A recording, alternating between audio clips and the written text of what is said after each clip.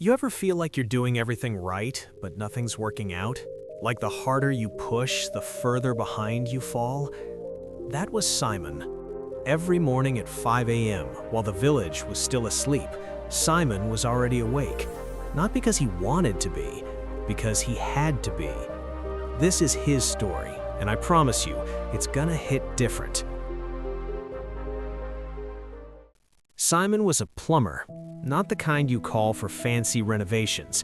He fixed leaking pipes, unclogged drains, and patched up old bathrooms that smelled like mildew and regret.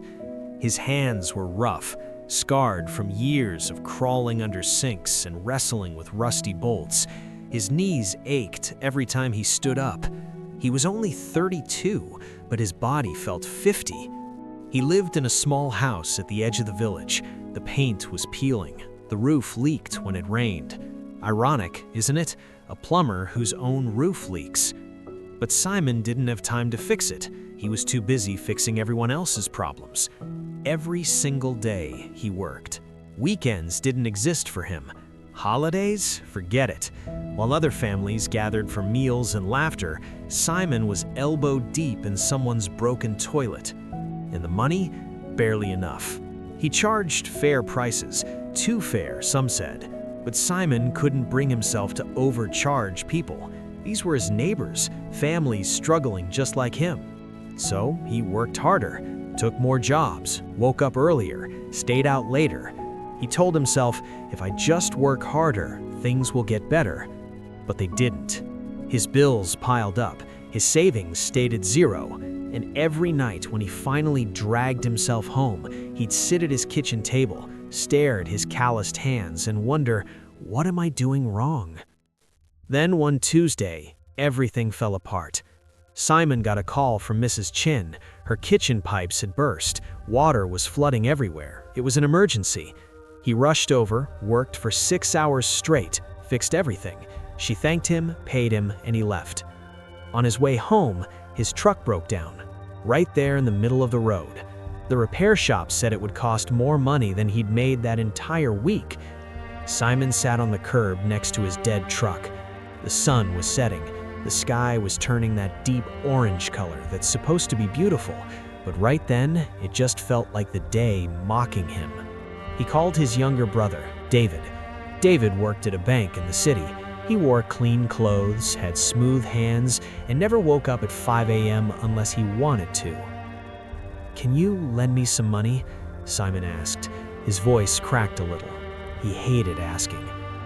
"Again?" David sighed. "Simon, what are you even doing out there? You work like a dog and you've got nothing to show for it." "I'm trying, David."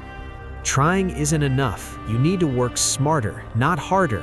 I've been telling you this for years." Simon felt something break inside him.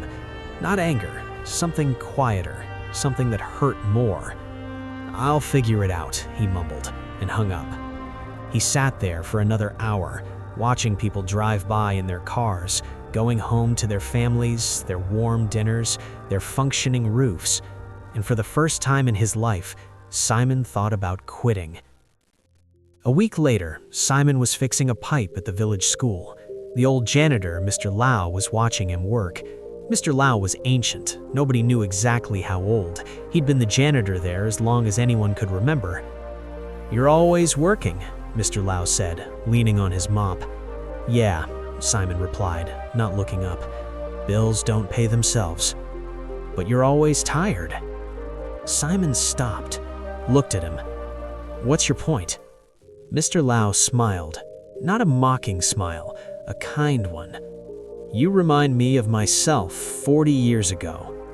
He sat down on a small stool, his old bones creaking.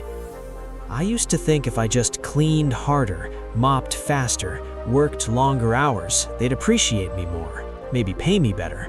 But you know what happened?" Simon shook his head. "Nothing. I just got more tired." Simon felt a lump in his throat. "So what did you do?" Mr. Lau's eyes twinkled. "I stopped trying to be the hardest worker, and I started being the most helpful one." "That's the same thing," Simon said. "No."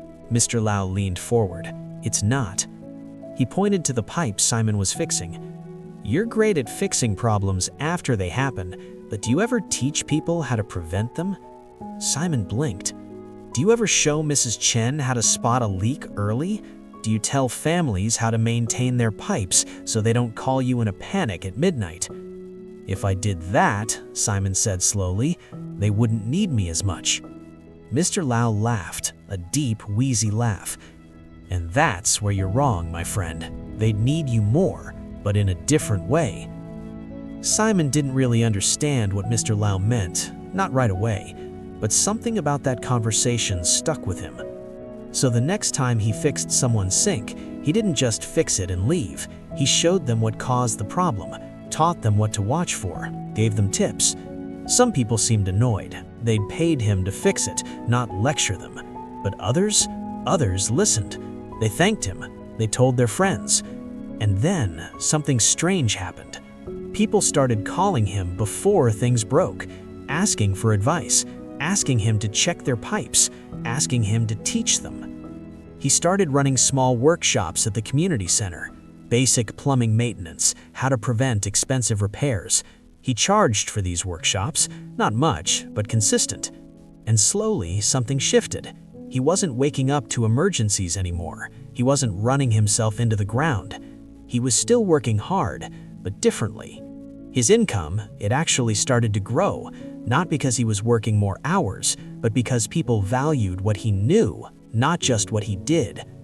6 months later, Simon finally fixed his own roof. He stood outside his house one evening, looking up at it, the new tiles gleaming in the sunset.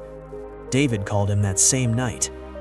"Hey, I heard you're doing better, teaching classes or something?" "Yeah," Simon said. "See, I told you, work smarter, not harder."